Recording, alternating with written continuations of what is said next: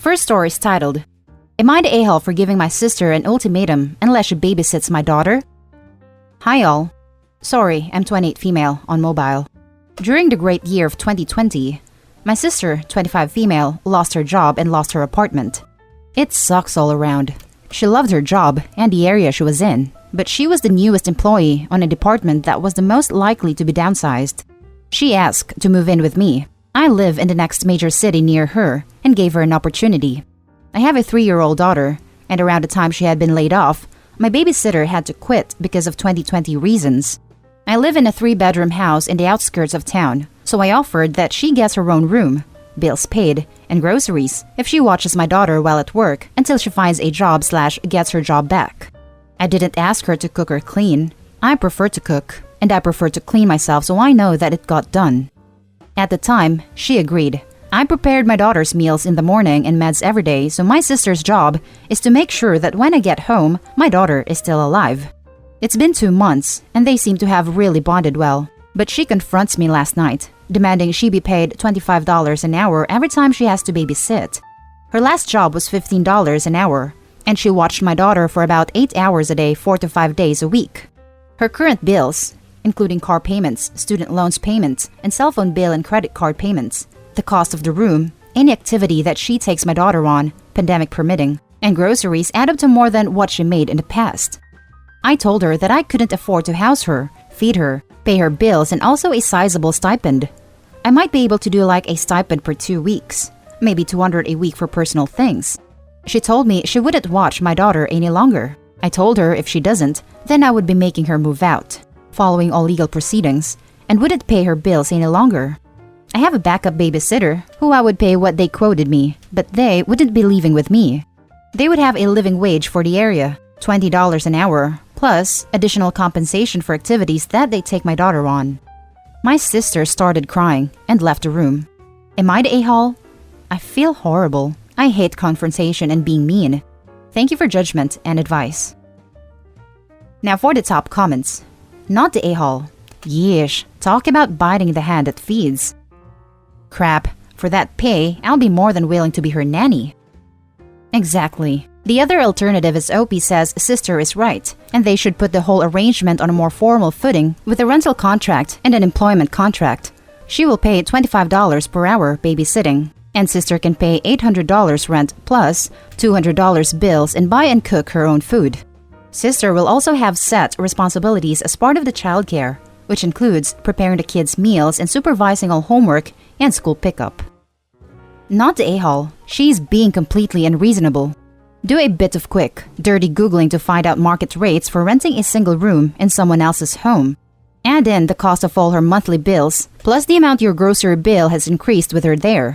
Include how much that works out to hourly, the range, low to high, based on a 30 to 40 work week. Write it all down, so it's right there on paper for both of you to see.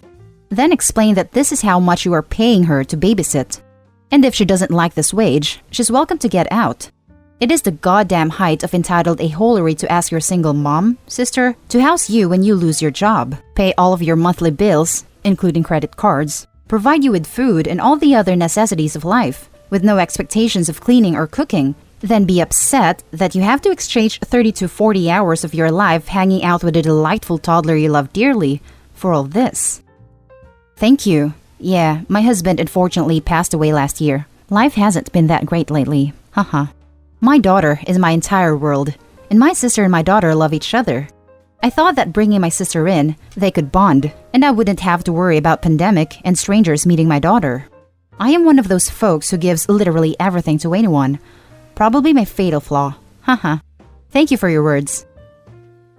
Now for the second story. Am I the a-hole for snapping at sister-in-law over parentification comments? My 29 female daughter, who we'll call Zuzu, is 3 and obsessed with babies.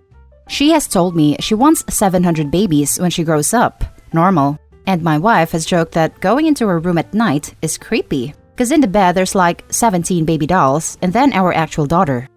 Naturally, when her younger sister, 10 months old, was born, Zuzu was over the moon. She came into the hospital room, jumped onto the bed next to me and told me I'm gonna be her new mama. She always wants to help with her sister. For a 3-year-old, that means small things like helping me pick out an outfit for the baby, holding her while she watches TV, helping with feeding the baby, etc.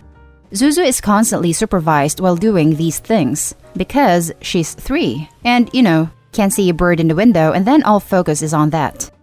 My sister-in-law is solidly child-free, which is fine and her choice. But lately, whenever she's been over and Zuzu has been playing with her sister, which nowadays means putting little sister in a doll stroller and parading her around the house, she has started going on about parentification. She has told us Zuzu will resent us for this, and that kids who are forced to be parents are depressed grown-ups. Yesterday was no different. We were eating lunch and Zuzu asked if she could feed a baby some food. I actually said no, because we were in a rush, and sister-in-law said, "See? That's what you should be saying. It's horrible and wrong you would force a child into a parent's position." Well, I had enough and asked her to leave, and said that if she was going to keep making comments like that, she wouldn't be welcome. Wife agrees with me and said if I hadn't said it, she would have, but I've gotten some supremely nasty texts from sister-in-law saying she was just trying to help. Some of my friends who are aware of the situation said I shouldn't have been so harsh either. Am I the a-hole? Edit. Sister-in-law is 5 years younger than my wife, who is 32.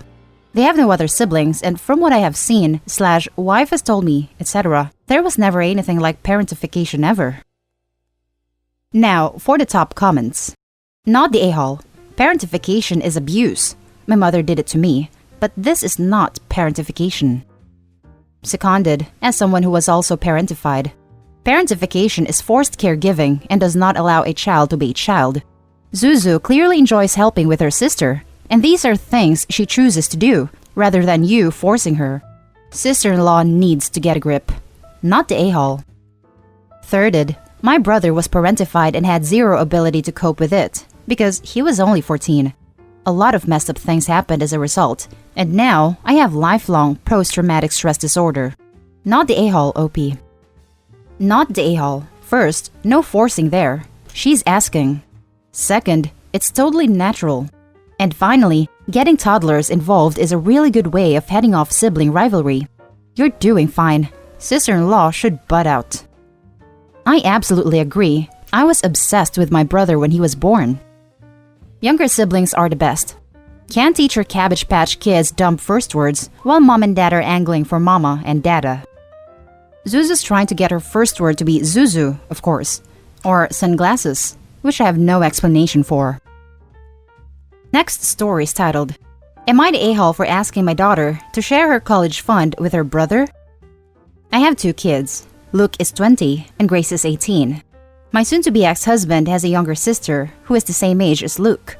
When Luke was 8, he put gum in her hair as a prank, and he was severely punished, but nothing could subdue my mother-in-law. She had to cut her daughter's hair, though she spent a small fortune on the best quality hair extensions she could, and sister-in-law hated Luke from that moment on. Mother-in-law and her husband hated him as well. She said he wasn't her grandson. He was never allowed in her house. Her husband actually said he should drop dead. Looks are everything in that family. My mother-in-law pretty much never saw Luke again, never bought him a Christmas or birthday gift. I wanted to go no contact, but my husband insisted that he wasn't losing his mom and continued to go over there with Grace. My husband also has an older sister with 2 kids. I knew mother-in-law paid for their college, but I figured she would not pay for either of ours. Well, my daughter recently turned 18, and mother-in-law let her know that she has $200,000 for her. Grace didn't try to rub it in, but she was very emotional and couldn't control her reaction in front of Luke, because up until this point, she had been looking for scholarships and planning on community college. Luke does go to community college while working part-time. I asked Grace to consider sharing the money because of how irrational her grandmother is, and because Luke is literally being punished for something he did at 8. Grace got offended and said she already felt bad for Luke, and that I as the mother should be impartial and not guilt-trip her. My soon-to-be ex also got mad and said I put pressure on her and now she feels uncomfortable. Now for the top comments. You're the a-hole, but not for asking your daughter to share. You're the a-hole for staying in that marriage for so long and allowing your mother-in-law and her family to emotionally abuse your son while favoring his sister in his face. It probably hurt him even more that his own father was allowing it to happen and even encouraged it by still having a relationship with his mother and visiting with your daughter. This is the only "you're the a-hole" I agree with. Her husband, the boy's father, was part of this abusive behavior. Instead of standing up for his son, who was just a little boy at 8 years old, he chose his mother and her terrible behavior, which most likely only enabled it. Could you imagine how that felt to a child? And then you have to live with this man. It's extremely toxic. You're the a-hole. 2 things. 1. If Grace even hinted that she was giving money to Luke, your mother-in-law would pull the money, and you know it. 2. I find it very hard to believe that Luke is not troubled. Either what he did at 8 was way worse than, whoops, got gum in your hair, or it's just part of a pattern. Doesn't really matter though. You're responsible for your own kid's college tuition. Look at the mother-in-law money as if Grace got a scholarship. She's all set, so figure out what you want to do for Luke. 2. Even if Luke was troubled, he was excluded from the extended family when he was 8. With not possibility to make amends or mature, that's really quite harsh. Now for the last story. Am I the a-hole for not wanting to share my car with my sister? When I, female 18, was 16 but didn't have my driver's license yet, my parents told me I had to buy my own car or I would be unable to drive myself anywhere. I didn't mind, as I had been saving and had a job to help me pay for this. I found a car I absolutely love. It's a bit old, but in good condition, and I paid $8,000 for it. I have driven my car for almost 2 years and I love the car. I didn't go to college this year because of safety concerns, so I am doing college online at home. I figured I would continue to drive my car so I could go to work or anything else I needed to do. My sister, 16 female, got her license late this summer. My parents told me she would be renting my car so that she could drive herself to school. I asked why she couldn't buy her own car like I had to, but my parents never explained it to me. My sister takes the car every weekday and most Saturdays and Sundays as well. She pays for gas, but does not pay me to use the car. She now has free unrestricted access to my car whenever she wants it, and I am unable to drive myself to work or the store, so I have to get someone to pick me up or walk. I don't think this is fair, since I paid for the car with my own money from working, and I am also worried because my sister does not have a good track record for driving. My parents say I'm the a-hole and not a good sibling when I vocally express that I want to be able to use my car. Am I the a-hole? Now, for the top comments. You are certainly not the a-hole here. If your parents were fine with you paying $8,000 for the car, they should be fine with your sister paying you back $4,000, minus a bit because of depreciation, of course. When it comes time to service the car, buy new tires, change the oil, etc., will it still be a shared car or is it your car again? Important distinction to be made there. Maybe have a conversation with your parents about that. Edit. Addition to first part of my post. I also think it could be helpful for you to keep a detailed record of when you use the car versus when your sister uses the car, so they can see and note certain terms that it's unfairly skewed to one side. Noting the times when you weren't able to drive yourself to work or other important engagements because of her having the car could also help your case. This is often how it works with the younger siblings. They take a hard line with the older one but soften up for the baby and can't justify their reasoning.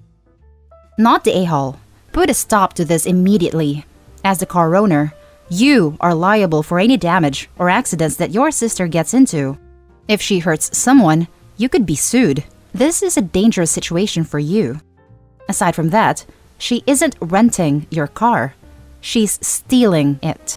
She isn't paying to help with the upkeep either. Parts need to be replaced due to wear and tear. Take your keys back and put your foot down. No is a complete sentence. And that's the end of this video, folks. As always, leave a comment and hit like and subscribe. And if you want more of this content, turn your notification on to get updated on the latest videos. And I'll catch you in the next one. Stay safe.